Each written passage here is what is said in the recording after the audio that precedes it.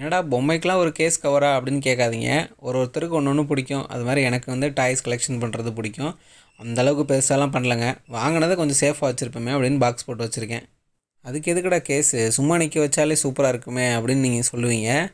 But ஒரு ஒரு டைமும் பொம்மை எடுத்து தொடச்சி தொடச்சி வைக்கிறப்ப ரொம்ப கடுப்பாக இருக்கும். இப்போ பார்த்தீங்கன்னா இதிலே எவ்வளோ டஸ்ட் இருக்குது பாருங்கள். இதுனா சிம்பிளாக பாக்ஸை 4 சைடும் தொடச்சிட்டு டக்குன்னு எடுத்து வச்சிடலாம். பட் டாய்னா அப்படி கிடையாது. அந்த காலரு, சின்ன சின்ன சந்து, கை எல்லாத்துலேயும் வச்சு துடைக்கணும். அதுக்காக ஒரு ப்ரஷ்ஷை வாங்கி தனித்தனியாக க்ளீன் பண்ணுறதுக்கு ஒரேடியாக பாக்ஸ் போட்டுடலாம். சில பேர் கார்லாம் கலெக்ஷன் பண்ணுவாங்க, அவங்களுக்குலாம் ரொம்ப யூஸ்ஃபுல்லாக இருக்கும். இப்போ க்ளீன் பண்ணதுக்கப்புறம் எப்படி இருக்குன்னு பாருங்கள். சும்மா கண்ணாடி மாதிரி பளபளன்னு இருக்கா. இதிலலாம் ஸ்க்ராட்ச் விழுவுது பாருங்கள், உங்களுக்கு பார்த்தாலே தெரியும். ஏன்னா டாய்ஸ் மேலே ஸ்க்ராட்ச்சு டஸ்ட்டு விழுகாமல் இருக்கிறதுக்கு இந்த பாக்ஸ் மேலே விழுந்தால் ஒரு பிரச்சனையும் இல்லை. ஃபஸ்ட்டு இதிலேருந்து ஆரம்பிக்கிறேன். இதை வாங்காதீங்க. இதுதான் நான் ஃபஸ்ட்டு வாங்கியிருந்தேன். ஸோ ஆன்லைனில் பார்க்குறப்ப செம்ம சூப்பராக இருக்குது. இப்போவும் பார்க்க நல்லா தான் இருக்குது. இதில் என்ன பிரச்சனை அப்படின்னா, இது கூடவே நமக்கு ஒரு கம் கொடுத்துருவாங்க. இது வந்து ஃபெவிக்விக் மாதிரி இருக்கும்.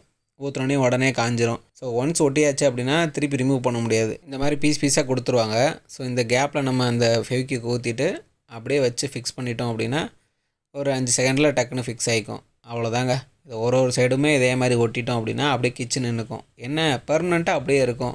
ஸோ டாப் மட்டும் ஏன் நான் அப்படி ஓப்பன்லேயே வச்சுருக்கேன் அப்படின்னா, அப்பப்போ பொருளை மாற்றிக்கலான்னு சொல்லிட்டு தான் டாப்பில் அப்படியே விட்டு வச்சுருக்கேன். இல்லைனா அதுவும் லாக் ஆகிடுச்சுன்னா உடச்சி தான் எடுக்கணும். அக்ரிலிக்கில் தான் இருக்குது, ஒன்றும் பிரச்சனை இல்லை. இந்த மாதிரி ஸ்டிக்கர் கொடுத்துருவாங்க. ஸோ உங்களுக்கு வர்றப்போ நல்லா நீட்டாக புதுசு மாதிரியே இருக்கும். பயப்பட தேவையில்ல, ஸ்க்ராட்ச்லாம் எதுவும் இருக்காது. பட் இது வேஸ்ட்டுங்க, வாங்காதீங்க.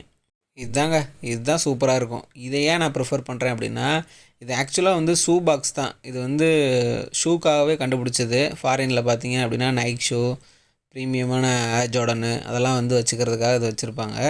ஸோ அதை தான் நம்ம வாங்கி இதுக்கு வச்சுருக்கோம். இதில் பார்த்தீங்க அப்படின்னா இந்த சைடு ஸ்க்ரூ இருக்கும். ஸோ இதுதான் மேக்னெட்டு. ஸோ இது ரெண்டையும் நம்ம க்ளோஸ் பண்ணுறப்ப இந்த மேக்னெட் வந்து மேக்னெட் டோர் மாதிரி யூஸ் ஆகும். நல்லாவும் இருக்குது. பட் இது அது மேட்ரு கிடையாது. இதை வந்து நம்ம டிஸ்மேண்டில் பண்ணிக்கலாம். ஸோ வேணுன்றப்ப எப்போனாலும் ரிமூவ் பண்ணிவிட்டு உள்ளே இருக்க டாயை வெளியே எடுத்துகிட்டு, சப்போஸ் நம்ம வீடு மாறுறோம் அப்படின்ற பட்சத்துக்கு அக்கா பீஸ் பீஸாக எடுத்துகிட்டு நம்ம வீட்டுக்கு போயிட்டு அதுக்கப்புறம் திருப்பியும் நம்ம ஜாயின் பண்ணிக்கலாம். ஸோ அதுதான் மேட்ரு. ஸோ இதனால தான் நான் இதை வாங்குங்க அப்படின்னு சொல்லி ப்ரிஃபர் பண்ணுறது. நம்ம எல்லா நேரமும் எல்லா இடத்துலையும் ஒரே இதில் இருக்க மாட்டோம். இதில் என்ன பிரச்சனை அப்படின்னா, ஹார்ட் பிளாஸ்டிக் தான். குவாலிட்டிலாம் நீங்கள் எதிர்பார்க்க முடியாது. ஃபஸ்ட்டு ஸ்க்ராட்சும் ஆகாது. ரொம்ப முக்கியம் ஷோகேஸ் பண்ணுறது. அதுக்கு தானே வாங்கினதே. நான் அமேசானில் வாங்குறப்போ 2.5 இருந்துச்சு.